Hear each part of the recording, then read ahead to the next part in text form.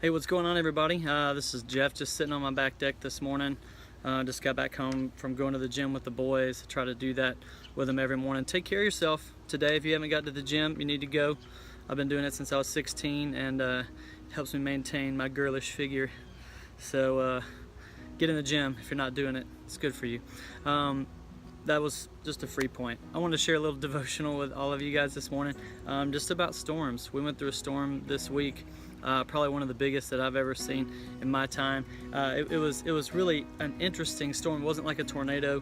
There wasn't a lot of thunder and lightning, but the winds were just incredible. And as I drive around my neighborhood, I just kind of see the aftermath of this storm, of things, trees laying over, bushes blown out of people's yards. Big trees that have fallen over here in the yard, and now we're kind of beyond that. We're on the other side of that, but when you're going through a storm, you don't always see the blue skies that are on the other side of that, and sometimes we forget what God is capable of. We forget that He's bringing us through the storms to bring us out of the storms, not to leave us in the storms, and we forget that. That's something that we need to remember. So I just wanted to share a short devotional with you guys this morning about storms. Some of my friends are going to be part of the relief efforts in Houston. Isaac, as a matter of fact, just got a last-minute opportunity to go down to become part of the relief efforts in Florida.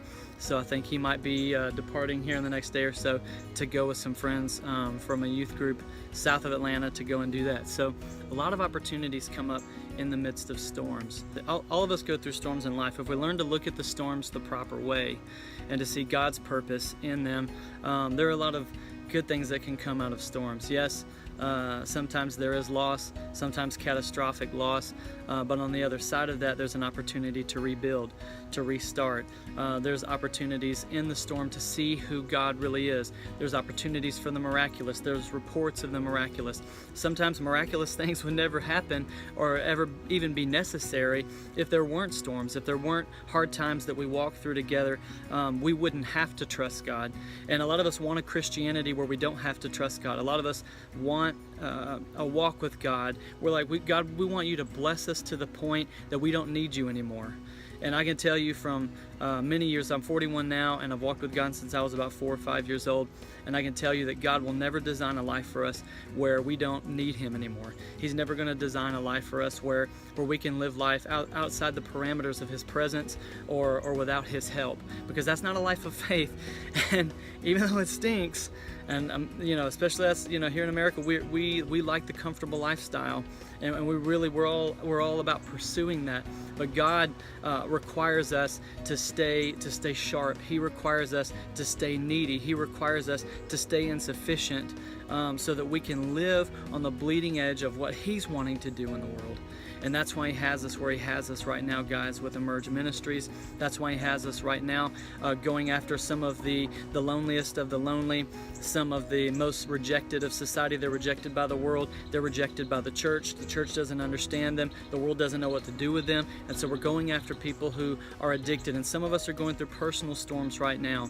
And as I've been praying for you guys this week, I just felt like God wanted me to talk about the storms that we see in the Bible. In the book of Mark, we read about a terrible storm. The disciples were with Jesus on a boat crossing the Sea of Galilee when a furious storm came up.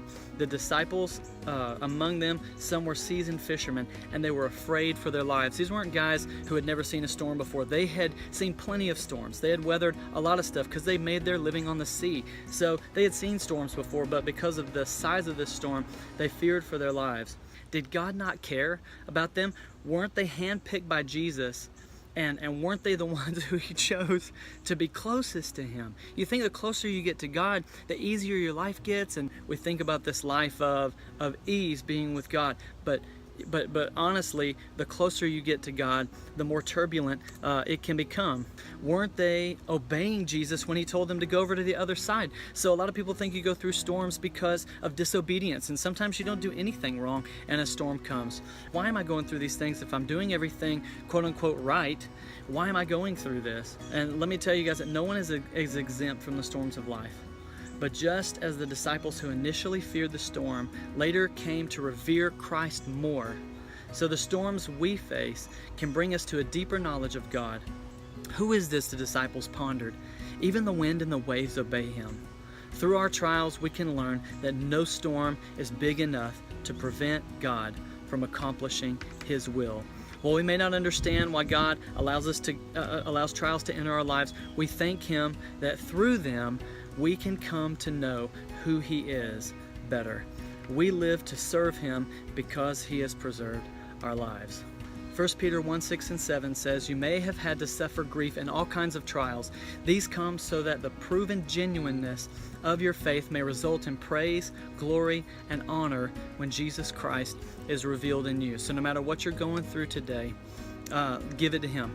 No matter what you're going through today, stand strong, stay firm in your faith, and you will come out on the other side knowing God better, stronger, and fulfilling all that He has intended and created you to fulfill and accomplish. I love you guys. God bless you, and thanks for being a part of this team. Hey guys, so I'm back inside my home studio. What I forgot to tell you was, don't forget to sign up for Potter's House on September the 23rd.